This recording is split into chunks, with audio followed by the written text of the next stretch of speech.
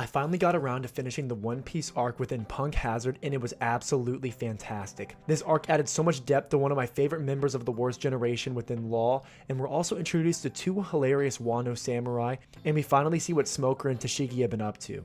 Lastly, this arc sets up an amazing antagonist within Don Quixote Doflamingo, and this arc did not let me down even remotely.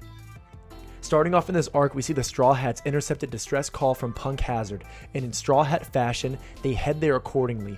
On Punk Hazard, they find the geography is half hot, half cold from the fight from Akainu and Kuzan, which I really wish we could have seen as an audience. It's known they fought for 10 days and 10 nights, and then Akainu won, but to even see a few seconds of that fight, I think it would have been absolutely amazing, as I think Akainu is an amazing antagonist. There is a hilarious part of this arc that consists of Kinemon, who we find with just his legs, and throughout this arc the Straw Hats, particularly Sanji, aim to put Kinemon back together and find his missing body parts. During Punk Hazard, we additionally see our Straw Hats have their hearts swapped, which is a huge comedy bit which I love, particularly within Sanji inhabiting Nami's body, which he loses his mind over. This is Sanji's happiest arc I've seen it in, and I mean, why wouldn't he be absolutely satisfied with being in Nami's body? I mean, shoot, I probably would. We're again reintroduced to Law in the most badass fashion by seeing Law casually cut ships in half and steal the hearts from his enemies. Since we've seen Law last, we find out he's become a warlord of the sea and gained this title by delivering 100 hearts of pirates to the Navy. He truly is the Surgeon of Death and quite the edgy character which I love to see. And he forms an alliance within Luffy to bring down one of the 4 emperors within Kaido, and Luffy agrees to this alliance, and in the discussion of this alliance with his crew, it truly becomes one of my favorite moments of Luffy. When questioning if they can trust Law given the nature of pirates of betraying others, Luffy simply asks, "Will you betray me?" And Law responds, "Nope." And to that Luffy says, "See, he won't betray me." Luffy's belief in others and simple mind is one of the reasons I love him as a character. We additionally find out that Law is aiming to destroy the SAD, which Caesar is using to create artificial Zoan fruit, and we see that Law wants to destroy and bring down Doflamingo, who he was disguised as working under. I can't wait to see more of Law's motives in this next arc within Dressrosa. The central antagonist of this arc is Caesar the Clown, who we see has experimented on children in order to create giants, and we find out these children were captured and covered up by the Navy's own Vergo within G5. Caesar to me wasn't an overly compelling villain, as he's easily defeated, but my dislike of him as a person serves to the point that he is indeed a terrible person, not even caring for his own men of Punk Hazard. His whole gimmick of his devil fruit making him gaseous allows for him to survive the weapon he's demonstrating to the underground world, which he aims to profit off of, called Land of the Dead, which is truly a horrific weapon that can be used by many nations to destroy each other.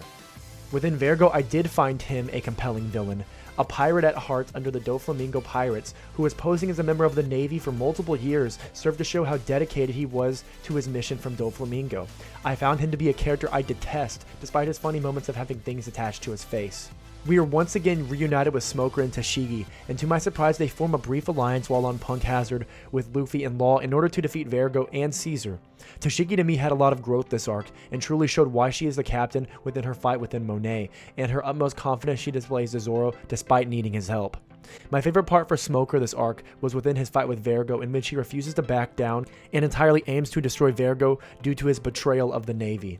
And Vergo with arrogance believes Law and Smoker stand no chance. Smoker, a man who detests pirates with all he has, surprisingly allows himself to be hit over and over again to regain Law's heart and in turn secures them the victory. In such an amazing scene, we see Vergo defeated by one swing of Law's sword within Room, and it was so incredibly phenomenal to see Law serious along with Smoker working together with him. Another highlight of this arc for me was Zoro in his quote to Monet that although he doesn't want to fight a woman and slice her, he asks if she's ever seen a vicious and ferocious animal that she was sure wouldn't fight back. That Monet should have ran the moment she knew she was not strong enough to beat him, and that was her mistake. And we see Zoro with red eyes absolutely destroy Monet, clearly displaying some hockey. There were many scenes in this arc that solidifies that they are in fact in the New World and that the crew has utmost faith in their captain. Most notably, Usopp tells some of the Punk Hazard men that Luffy is nothing like Caesar, and there is no type of person Luffy hates more than Caesar himself, and to believe in Luffy that he will defeat him.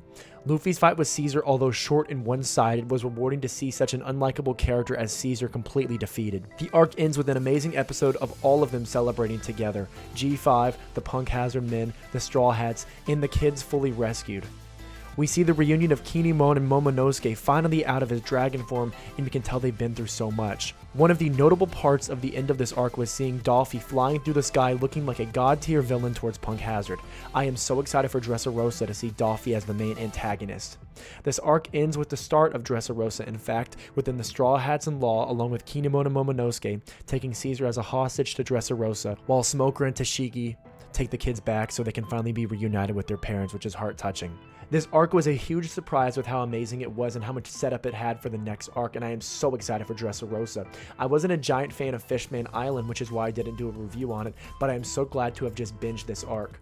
So guys, if you would like this blind review of me watching these One Piece arcs, please let me know in the comment section, and hopefully I'll have another one out soon within Dressrosa, although I know the arc is super long. So guys, as always, I will catch you all next time.